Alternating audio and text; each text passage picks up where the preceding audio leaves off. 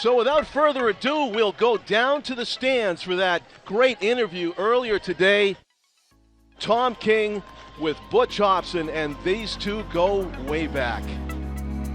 Thanks a lot, John Collins. I'm with Butch Hobson, the former manager of the Nashua Pride, the guy who is the centerpiece of tonight's event here at Holman Stadium. But here's a interesting fact.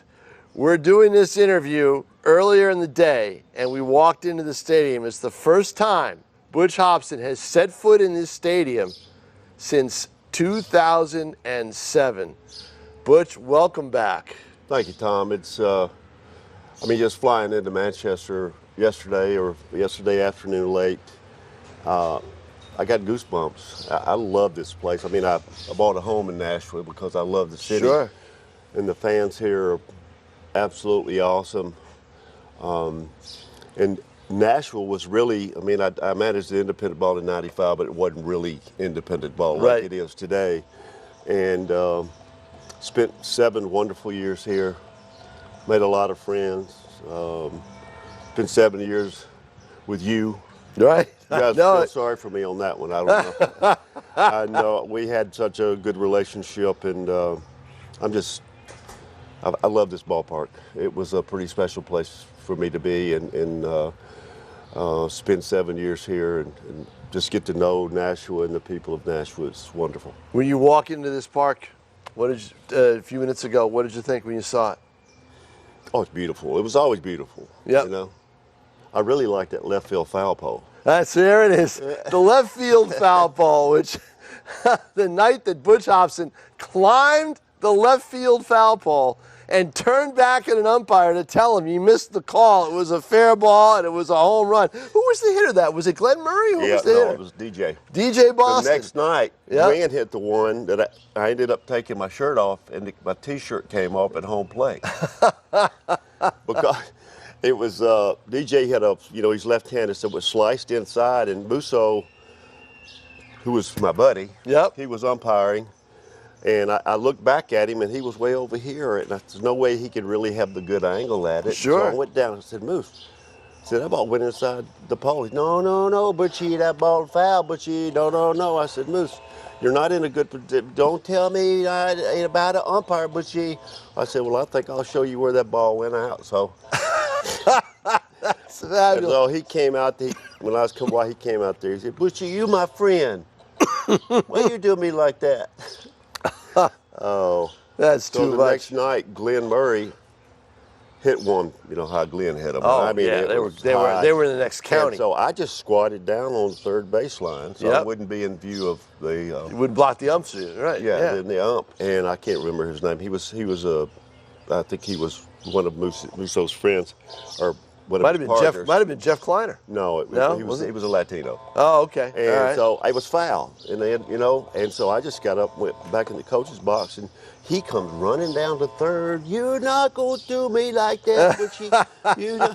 So we got into an argument. I got to home plate. I threw my hat at him, and I went to take my shirt off. Well, the T-shirt came off. Everything. Oh, that's all right. And it was.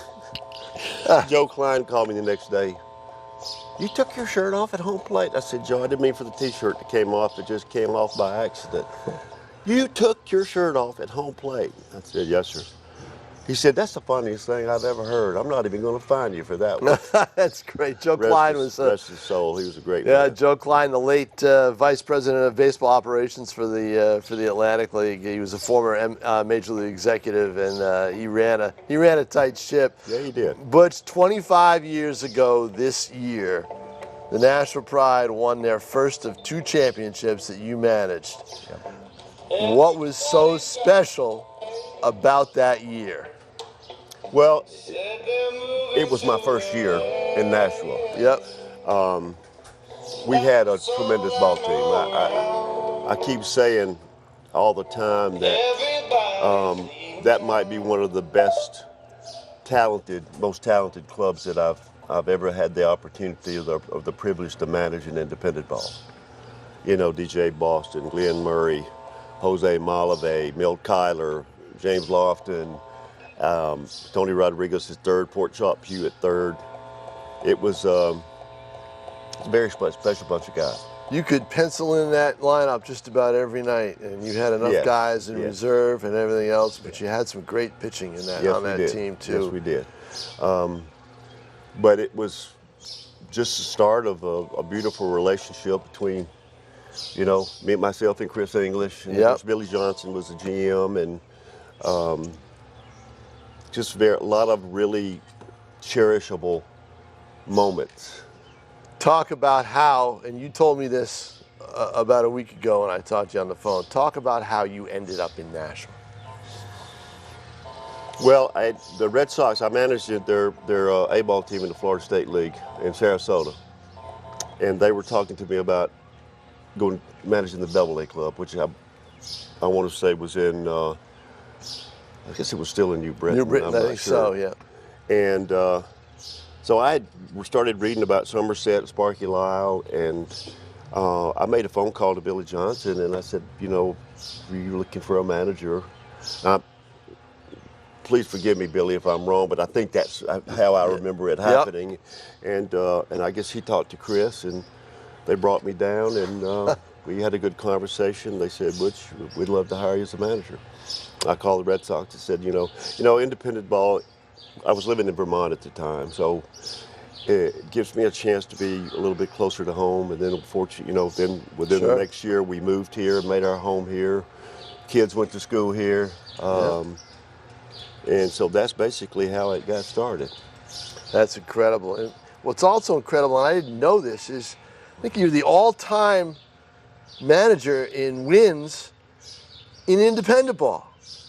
You're way up to over 1,500 wins managing independent baseball. What did you like about the independent model?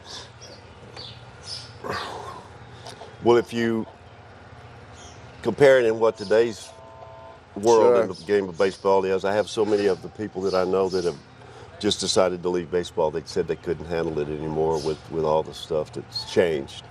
You know, independent baseball gives. When a guy comes to play into baseball, he plays because he loves it. He wants to have the opportunity to go back to an organization, and independent baseball has sent hundreds of players back to organizations to still give them a chance to go to the major leagues or get to the major leagues. And there's quite a few wonderful stories of guys that came back to independent ball and then proved that they still had it, or they were healthy or whatever. So, you know, a lot of times they're injured, and so they rehab and come back. And there's a lot of really great stories about some guys that got back and went back to the big league. So that's what I liked about independent ball. Plus, I'm my own. I don't say I'm my own boss, general manager. Right. And they take care of the great promotions and all the stuff. And, you know, Monkey Boy, who's going to be here tonight, is one of the best I've ever seen. But I put my own team together. Yeah, exactly. And what's on the field is getting on the phone and talking to agents and talking to players and, you know, selling them on the Nashua Pride or the Atlantic League, and you see what the product is. There are changes that are made during the season. Guys get hurt. Some guys just say, you know, and the very toughest thing for me in today's world, when a guy's done and he gets released, the minor league director does it. We used to do it. The manager always did it. But, you know, in independent ball, I do it. And it's very tough to tell a young man that it's over. You know? Exactly. And toughest job in managing, right? But it's part of it, yes. 2007, another championship. What was special about that team? I think Rich Garces is going to be here tonight. Yeah. Remember Guapo's going to be here. Yeah. Yes, I see Guapo in the fantasy camp. Do you? Yeah. He was. He's a special human being. Great teammate. We had a good club. We made a lot of changes happen that year. Yes. But it was going from, you know, to the Can-Am League in 06 and making the kind of adjustments. It's a little bit different in the classification stuff as it is in the Atlantic League, you know. But it was a fun year. I mean, there was a lot of just fun, crazy things that happened, and happy that it ended up being my last year here, but I'm glad that that it was a championship year. No doubt about it. Parade down Main Street. Huh? Parade down Main Street to Yeah, City Hall. I love Main Street. Yeah, exactly. Yeah, Main that was Street. great. Yeah. Monkey Boy. What's your favorite Monkey Boy story? Well, he was a tremendous athlete. He could do the splits and his dancing, and for Friday night water gun or Saturday night when the weather was warm, the water gun fights he had with the kids, and Yeah. and the one night that he hit Lobster Man in the face and Lobster Man got all mad, and I don't know. He just was a very, very, very good entertainer. I put him up there at that point in time with San Diego Chicken, because that's when the mascot, being a big part of the team or the organization was a big deal. No doubt about it. Big deal.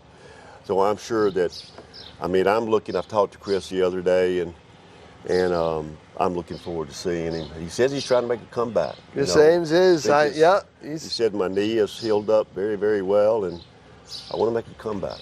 And he should. He just was, to me, was with that music, and he'd come out on the field, and doing all that dancing. He's one of my favorites. Were you surprised on how popular you became when you came here to Nashua? Because you really helped put the franchise on the map. Well, I appreciate you saying that. I know when they hired me, and I didn't realize it until I saw it. Billy Johnson and Chris English had a billboard as they're coming in from the highway. Massachusetts. Butch's back was the Monkey Boy up there. Yep. And I said, wow, that's pretty cool.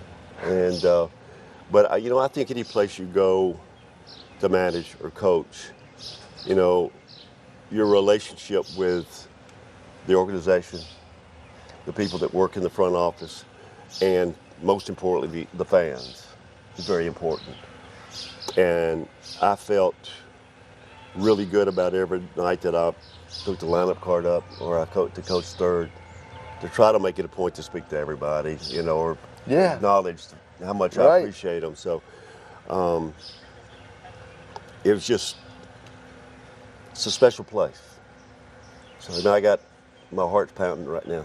I could tell. I my can tell. heart's pounding right now. Were you surprised when they called you to come back here for this night? I mean, and what did that mean to you? Chris Hall called me and said, asked me would I be interested, and he said, I'm gonna get you in touch with Cam, and Cam called me and said, this is the idea that we have, and I said, count me in. I'm there. Yeah, there you go. Any special? Winning the championship in 2000 at Somerset, that game, Jose Reyes with the home run. What do you remember the most about that one game? That was the game that really stood out to me. I asked Andre. It was I think 2 outs or 1 out, and our closer, what's his name? He was pitching, and he was one of our closers, and I said. And I think he'd already pitched the inning before, and I said, think we need to make a change right here? He said, no way. Right. So we didn't. Yep. And I wish I could remember his name right now. I'd have to go back and remember it. I'd have to go back and look too. I'm pretty good at usually remembering. Sure. But it's Somerset they were, along with Long Island, the big team. Right. And Sparky we had our battles with Long Island and Somerset, and Sparky, and of course Buddy Harrelson with Long Island, and but I think we over 5 years put a product on the field. I think we were in the playoffs just about every year. Even the year, remember this one? We lost 21 games in a row. That year, I don't think you made it. That was 2022, I believe. It was the first year in this new stadium, and after the stadium was renovated. The year after you won the title, you lost to Newark on the road in the first round. Yes. And then 2022, 2002 didn't make it because of the 21 in a row. But we did though. Did you make the playoffs that year? Yes, I'm almost sure, because I had a stent put in. Right, right. And I came back. And then from that the- was the year after, 2003. Yeah. Because Well, that was the extra inning game in Somerset in the finals, Yes. where it was like a 15-inning game, and then we had to come back here, and the question was whether you'd be able to manage Yeah. the next day, Right. because game 2 or game 3 was here at Holman Stadium in 2003. You played them, what, 3 times in the finals? I think so. Yeah. But I came back. I had a stint put in, and I think I missed maybe 5 games. Yep. And we came back and we lost 21 games in a row. No. But you know what? I bet you probably 18 of those 21 games was by 2 runs or less. Yep. You know? It was always a different scenario every night. But that season, I don't think anybody remembers it. They just remember the wins.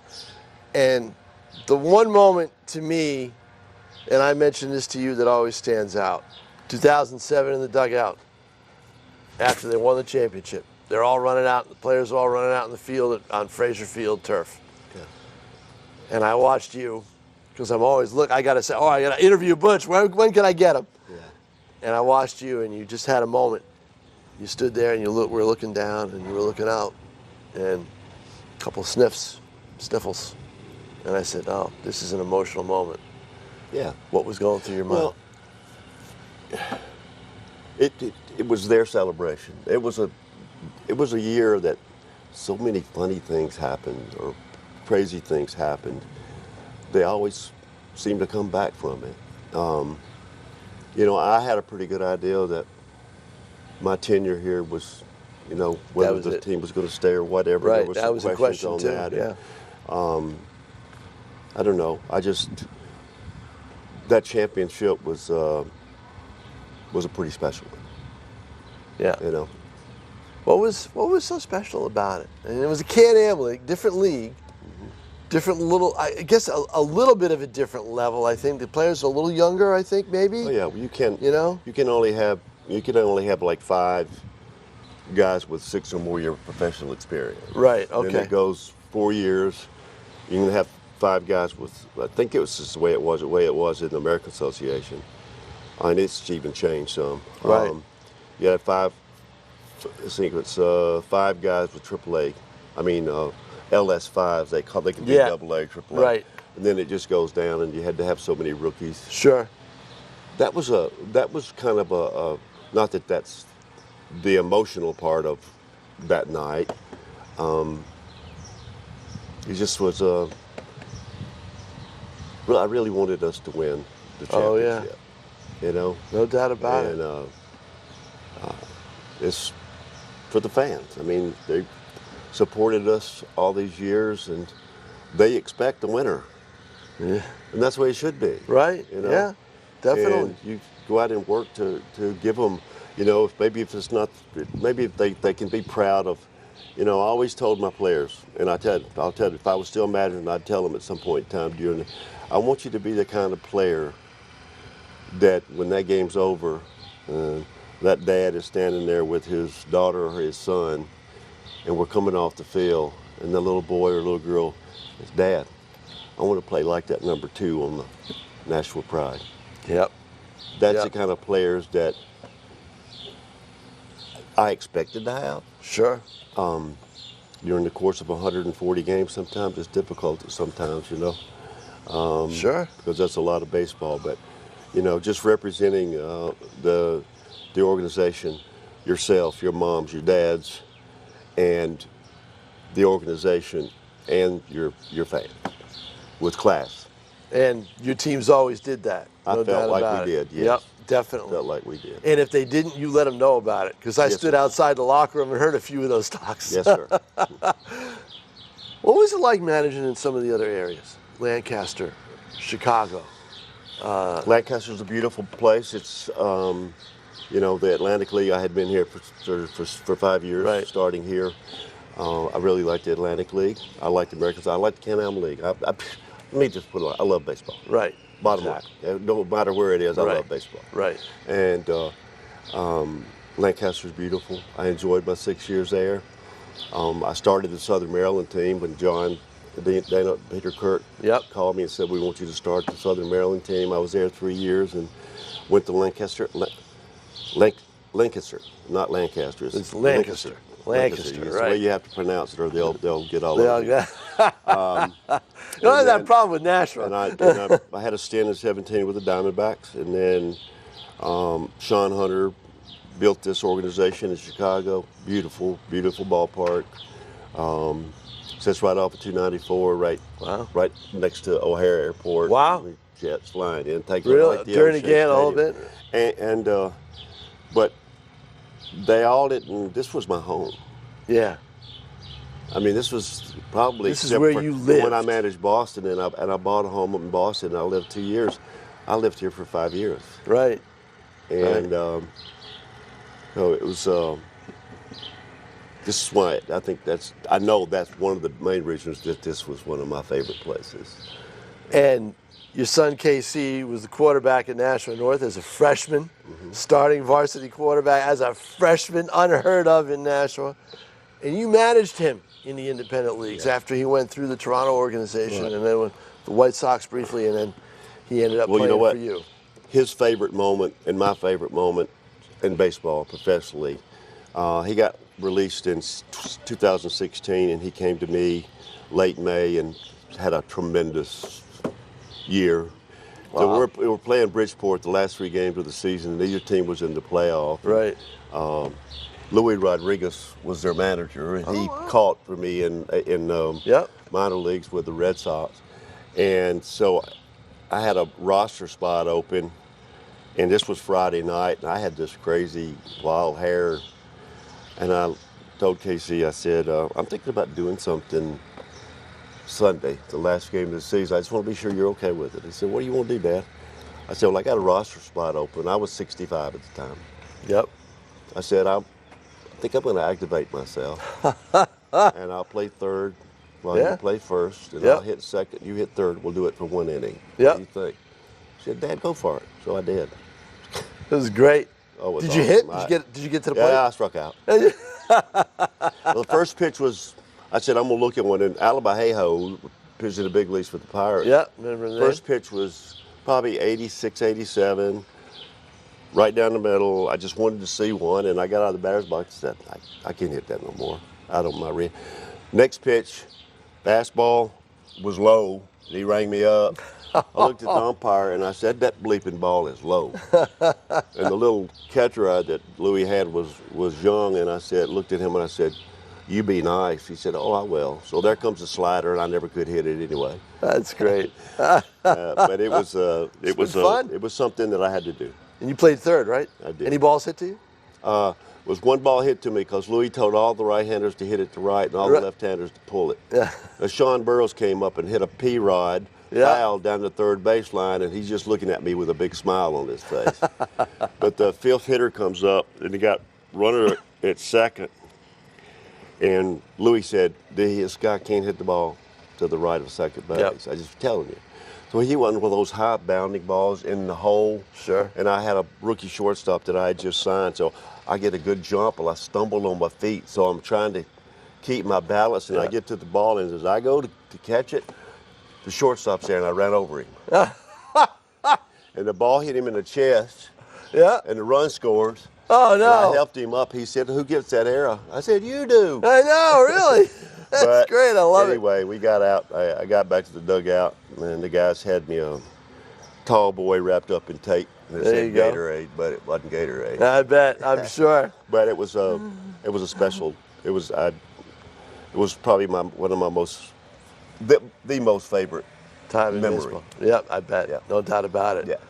And then he played for me in Chicago for 2 years, 3 years actually.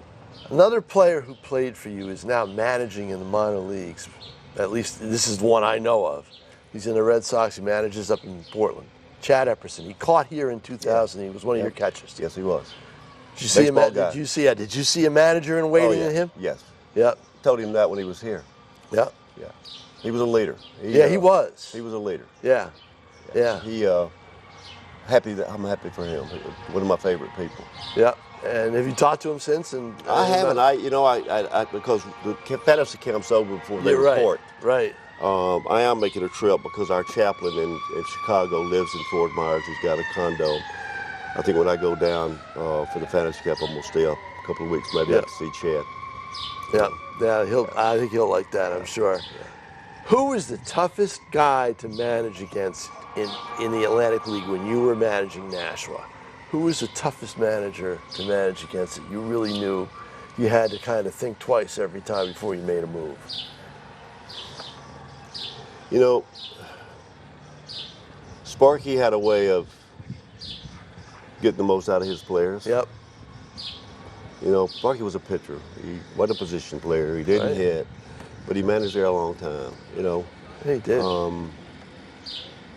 I would have to say, you know, Sparky was, because the Somerset Patriots were always one of the teams to beat. Yeah, you know, you guys had epic games. Yeah, and but I would have to say Sparky. Yeah, Sparky was laid back, and you know he had a way of igniting his team by some of his antics, and they were some just as crazy as mine. You know, the one that you can't do anymore is, remember, he used to argue balls and strikes, and he'd pull his hat down over his head and get a bat and walk around like a blind man. You can't do stuff like that. You can't do that anymore, no. And nope. But I think probably Sparky, I'm guessing. Yeah, well, you and he were. Buddy Harrelson did a good job in the years that he was there, and then of course Kevin Byas took over after that. Yep. I have to say Sparky. Were you surprised at the talent level in the Atlantic League when you got here?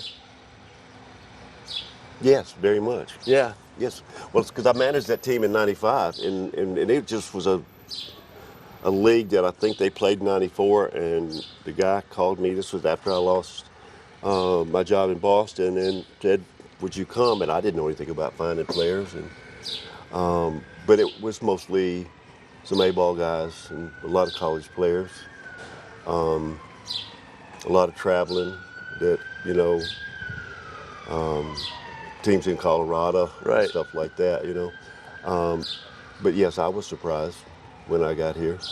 One last question. What's it going to feel like tonight when you look up, you're on that stadium, you're going to manage a couple innings, I think. And you're going to look up and you're going to see fans. You may see some familiar faces in the stands. Well, I know there's quite a few people that have texted me and said they're going to be here. And what's that going to feel like? A lot of my fans, I can't wait. Yeah. I'm excited. Well, we can't wait either. Butch Hobson, it's absolutely fabulous to see you again. Good to see you too, buddy. It's great. Enjoy the game. Thank you. Back to you, John Collins. Take it away as we go through the night. We turn back the clock.